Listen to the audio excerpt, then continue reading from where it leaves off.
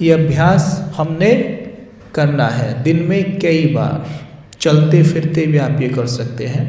जैसे traffic control होता है, जैसे ट्रैफिक बजा 1 सेकंड में, वो ट्रैफिक इसलिए बजा है कि हमें वो याद दिलाने के लिए बजा है कि जैसे हमें शरीर है ही नहीं, मैं हूँ एक निराकार आत्मा।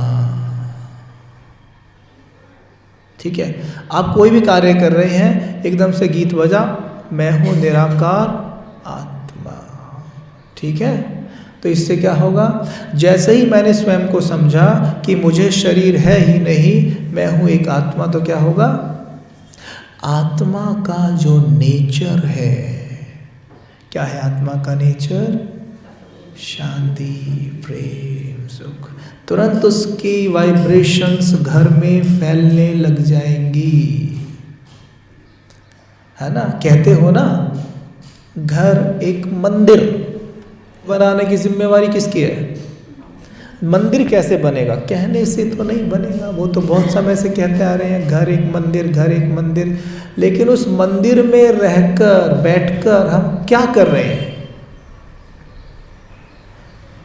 क्या करते हैं उस मंदिर में, बताइए। आप में से कोई टीवी सीरियल्स देखता है, अब तो कोई देखता भी होगा तो क्यों बताएगा, है नहीं देखते कोई भी। सुनना, पढ़ना, देखना, ये 3 चीज़ें बड़ी महत्वपूर्ण हैं जिनसे हमारा मन बन रहा है।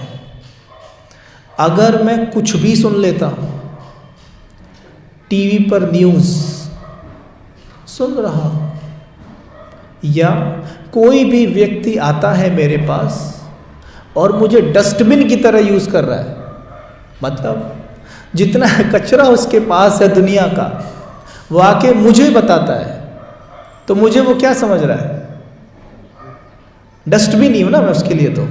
तो क्या आप डस्टबिन हैं? कोई आपको कहे सड़क पे चलते हुए, ओए डस्टबिन रुक, कैसा लगेगा, अच्छा लगेगा, डस्टबिन है हम। लेकिन वास्तव में काम तो वही कर रहे हैं ना, कि कोई आता है और अपना कचरा हमें देता है और हम बड़ी रुचि से कान लगा के कहते हैं, ले भैया यहाँ डाल दे, है ना। तुझे पता है उनके घर में गाड़ी आई है, अच्छा तो फिर आते ही गाड़ी का पंचर हो गया, अच्छा पंचर हो गया, फिर अरे पता है ना कहाँ से पैसा कमाता है वो, अरे हाँ मैं सब जानता हूँ, सी कुछ लेना ना देना। वैसे ही किसी की बातों को किरोते हो और उससे अपनी और दूसरे की वृत्ति खराब करते हो। अपनी तो है ही, दूसरे की वृत्ति खराब करते हो। अब बात ये नहीं है कि ठीक है इतना थोड़ा बहुत तो करना चाहिए, उससे क्या प्रॉब्लम है। अब सोचो आप अपने घर में बैठकर ये सब कर रहे हो, तो हमसे ये बात सुनते ही क्या निकल रहा है, हमसे क्या निकल रहा है, नेगेटिव।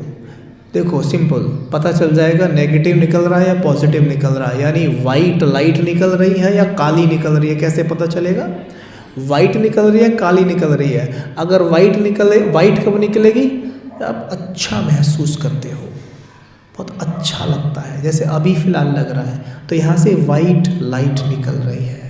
और काली कब निकलती है,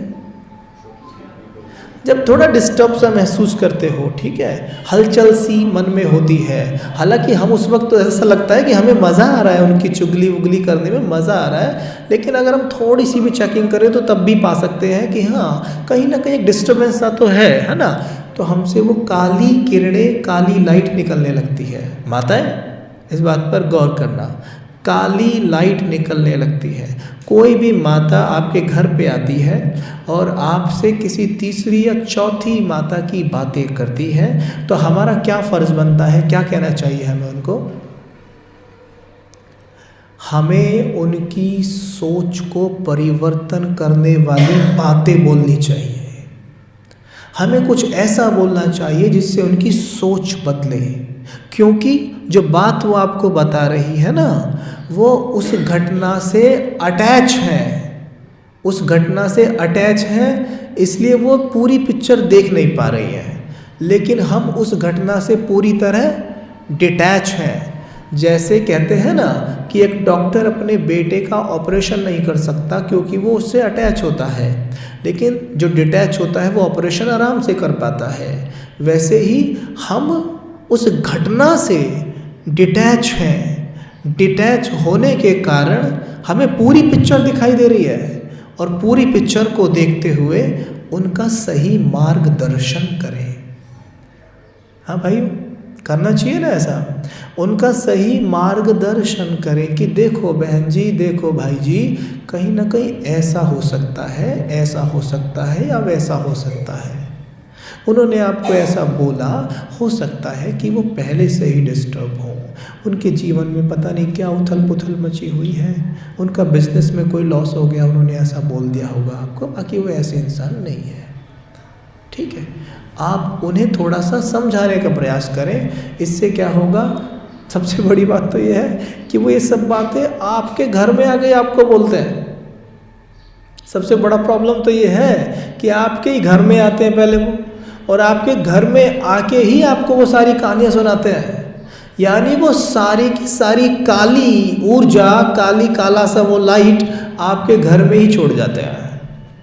अब वो छोड़ के तो चले गए, लेकिन इस काली सी ऊर्जा में रहना किसको है? हमें रहना है। फिर हम कहते हैं हमारा सर बड़ा भारी है, क्या करें, कुछ हवन वगैरह कराना पड़ेगा, तभी घर का माहौल हल्का होएगा, चेंज होएगा, शुद्धिकरण कराना पड़ेगा। पंडित जी आते हैं, हवन करते हैं, सामग्री वगैरह जो भी करते हैं, हम वहाँ बैठे होते हैं, वो कहते हैं स्वाहा स्वाहा स्वाहा स्वाहा, हम करते जाते हैं। लेकिन स्वाहा किस चीज़ का हो रहा होता है? केवल सामग्री का। और स्वाहा किस चीज़ का करना है? जिसके कारण घर में कचरा फैला था। किसका स्वाहा करना है माताएं? जिसके कारण घर में कचरा फैला था। किसके कारण कचरा फैला था? काम, क्रोध, मोह, लोभ, अहंकार, ईर्ष्या, द्वेष के कारण, ईर्ष्या के कारण, क्रोध के कारण उसका स्वाहा वहाँ होना था। उसका स्वाहा तब भी नहीं हुआ। वहाँ वो बोल रहे हैं ओम भूर्भुवः स्वाहा स्वाहा। हाँ हेलो, अभी देखता हूँ स्वाहा। वहाँ फ़ोन पे भी बातें चलती रहती है कई बार। अरे उसको क्या पता, मैं देख लूँगा भाई, अभी रुक जा, मैं हवन करा रहा हूँ स्वाहा। वहाँ अब ये भी चलता रहता है साथ के साथ। देखना, मैंने ऐसे भी देखे हैं कि साथ के साथ दूसरा काम भी हवन पे भी निपटा लेते हैं वो। ठीक है, शुद्धिकरण हो गया। वो हवन इसलिए कराए जाते हैं कि जब वो हो रहे हों तो वो, जैसे भी क्लास के शुरू में बात हुई थी कि अग्नि के कारण, अग्नि स्टिमुलस है, आप उस वक्त सोच बदलते हैं अपनी कि भाई मैं तप लिया तो अब मैं ठीक हो जाऊंगा। जैसे ही मैंने सोच बदली तो मेरा ऑरा बदलेगा, क्योंकि ऑरा का कनेक्शन सोच से होता है। किसी भी बाह्य चीज़ से आपका ऑरा नहीं बदल सकता। ऑरा सोच से बदलता है। सोच बदलती है दिव्य ज्ञान से, और ज्ञान मिलता है शिव बाबा से। तो अल्टीमेटली देखा जाए तो ऑरा बदलेगा बाबा से। ठीक है, ऐसे यहाँ हवन की बात है। हवन एक बाह्य चीज़ है, स्थूल चीज़ है जो वहाँ पे हो रही है। वो आपके ऑरे को नहीं बदल सकती, वो आपके घर का शुद्धिकरण नहीं कर सकती, जब तक आप उस हवन को करते हुए पूरी तरीके से वहाँ अवेलेबल ना रहें और ये थॉट निरंतर क्रिएट ना करें कि अब मेरे घर का शुद्धिकरण हो गया है या हो रहा है। अगर ये थॉट नहीं तो कितने भी हवन कर लो, आज हवन करके पंडित जी जाएंगे, कल आप उसी घर में बैठ के देख लेना, आपका सर तब भी भारी ही होगा। लेकिन जैसे अब सारे बैठेंगे पंडित जी के आसपास, वो हवन करेंगे और अब निरंतर ये विचार करेंगे, जो भी वो मंत्र बोल रहे हैं, ये टोटल साइंस है, वो तो बहुत अच्छी अच्छी बातें बोल रहे हैं, लेकिन हमारा ध्यान तो कहाँ कहाँ पड़ा है। वो तो अच्छी अच्छी बातें बोल रहे हैं कि हम उनके साथ बोल रहे हैं कि हमारा घर अब शुद्ध हो गया है, यहाँ की सब नेगेटिव एनर्जी बाहर निकल गई है, मेरे घर में भगवान की लाइट फैल गई है। क्या हम ऐसा सोच रहे हैं उस वक्त? अगर ऐसा सोचेंगे तो घर का शुद्धिकरण हो जाएगा। ठीक, अब हमें क्या करना है? अब ये तो हो गई बात हवन की, यज्ञ की, लेकिन परमात्मा इस समय पर राजस्व अश्वमेघ अविनाशी रुद्र गीता ज्ञान यज्ञ का ही स्थापना करते हैं। इस यज्ञ में 7 डेज कोर्स के चित्र में देखा है, काम क्रोध मोह लोभ अहंकार को स्वाहा किया, और स्वाहा करते क्या बन जाते हैं? वो चित्र में दिखाया है, देवता सत्युग की तरफ चले जाते हैं। ठीक है, तो हमारे घर में देखा जाए तो ये जो यज्ञ है ना वो 24 घंटे ही चल रहा है। हमें अटेंशन देना है बस कि काम क्रोध मोह लोभ अहंकार आता तो नहीं है, साथ के साथ बाबा की योग अग्नि तले स्वाहा कर दिया करो उसको एकदम। अपने घर को मंदिर बनाना ही है, ये मेरी पर्सनल जिम्मेवारी है। कोई भी नेगेटिव बात घर में हो ना जाए, किसी को गिराने वाली, उसकी चुगली, इसका करना उसका उठाना, ये सब मेरे घर में अलाउड नहीं है। जो भी आए घर में कोई इस तरह की बात करे तो उसको क्या बोल दिया करो? क्या बोलना चाहिए? आप ज़्यादा जानते हो। कोई आए घर में और आपसे अब ऐसी बातें करने लग जाए, सुनाने लग जाए कहाँ कहाँ की, तो कैसे बचना चाहिए बताओ? बात बदल देना है ना, हाँ, पॉजिटिव वे में उसे लेकर आना। अगर आप पॉजिटिव वे में लाते हो तो वो सुनती हैं, क्या कहती हैं?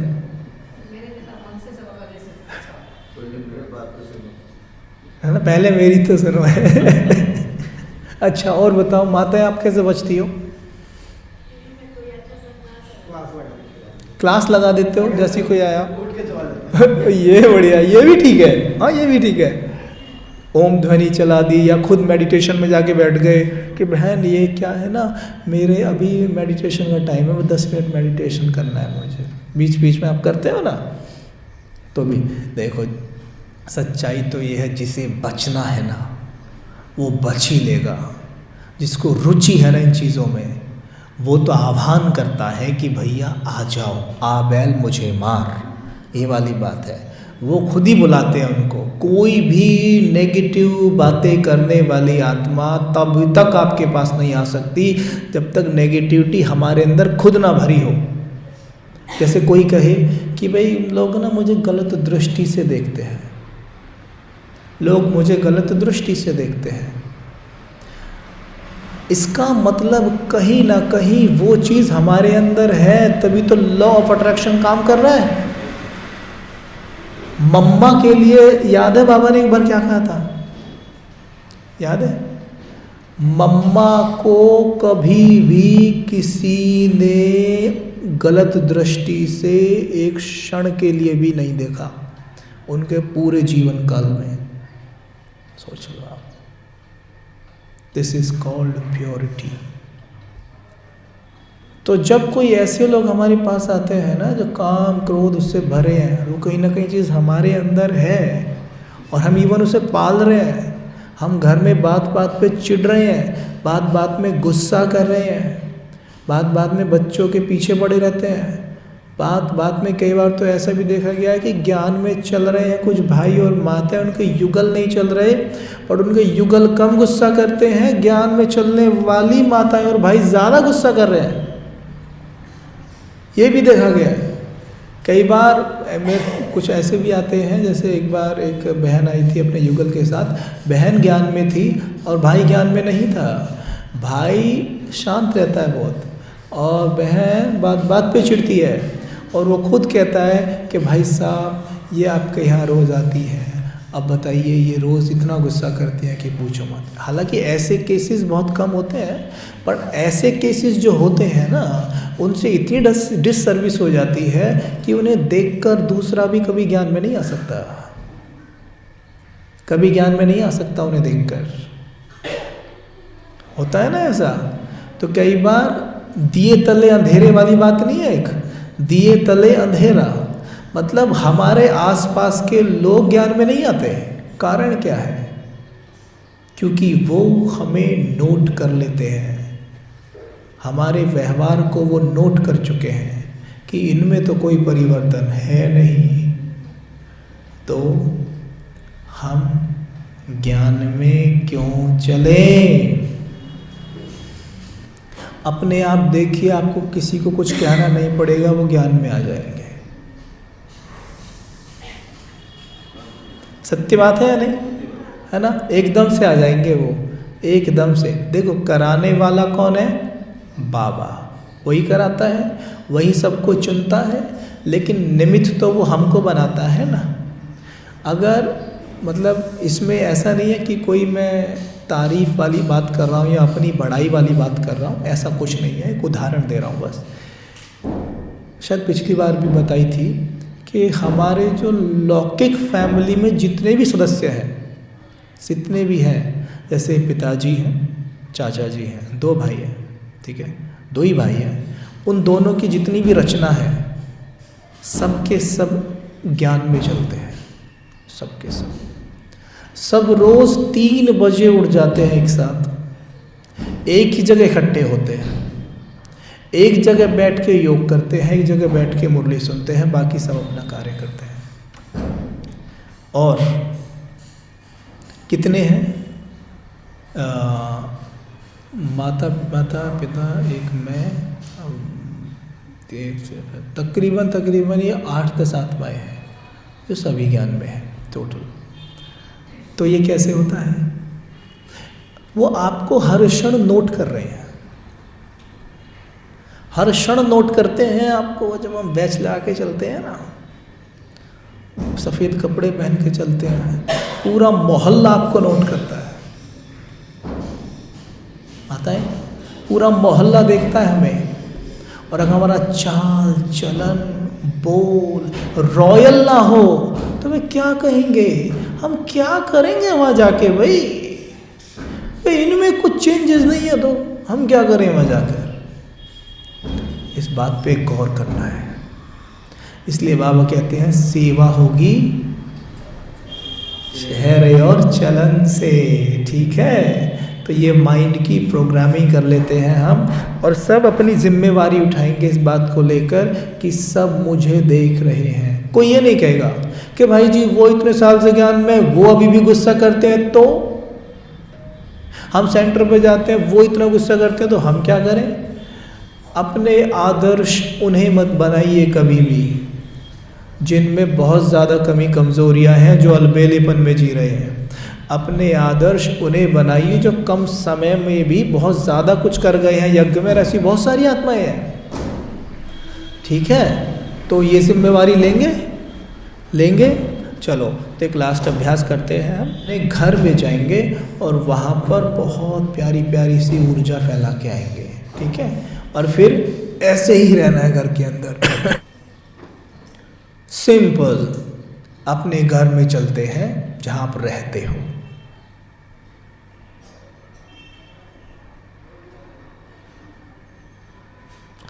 अपने आप को देखें 4 दीवारों के अंदर।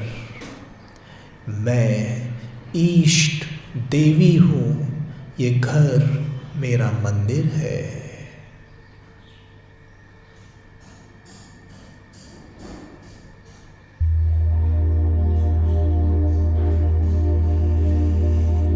इस मंदिर में जो भी आत्माएं मेरे करीब का पाठ बजा रही है, अगर आप देख सकते हैं तो देखिए, वो भी देवी और देवताएं हैं,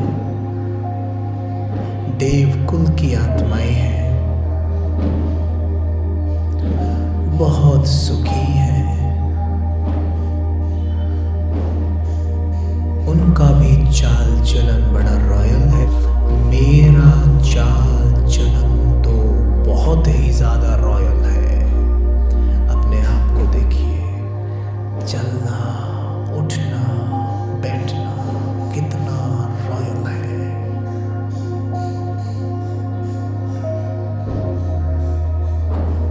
बातें करना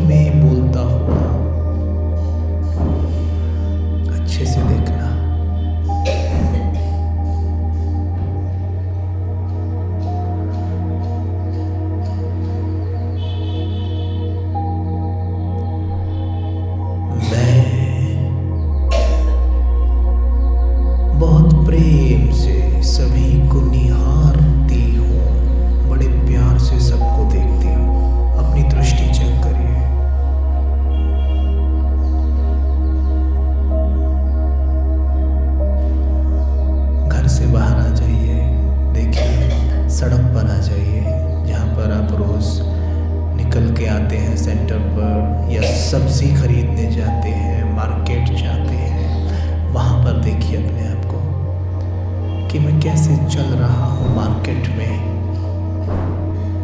बहुत रॉयल्टी से चल रहा हूँ, रॉयल्टी से बात कर रहा हूँ।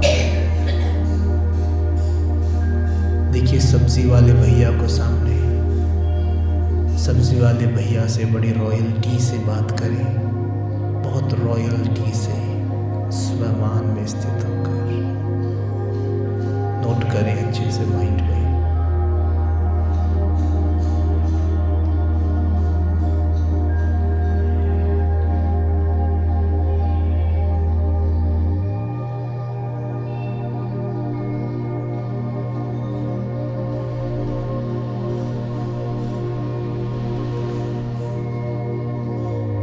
जो भी रास्ते में पड़ रहा है, अभी हम वापस आ रहे हैं, जो भी रास्ते में मिल रहा है हमें, चाहे वो ऑटो वाला है, चाहे कोई साइकिल वाला है, कोई गाड़ी वाला है, कोई सड़क पे पैदल चल रहा है, सभी को हम आत्मिक दृष्टि से देख रहे हैं। ये सब आत्माएं हैं।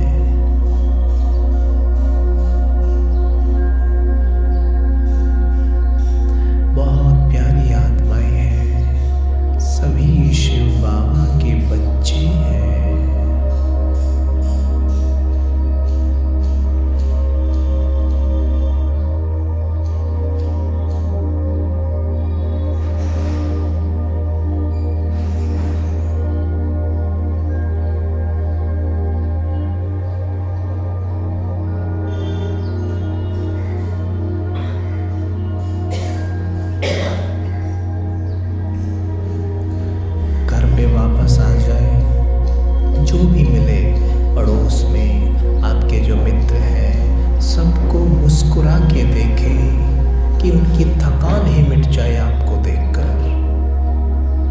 बहुत रॉयल्टी से उनसे बात करें,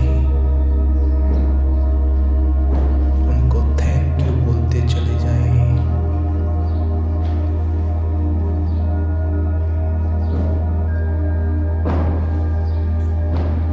फिर से अपने घर में अंदर आए, अनुभव करें घर में घुसते ही ये शिव बाबा का घर है,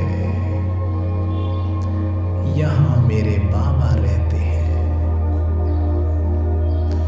और उन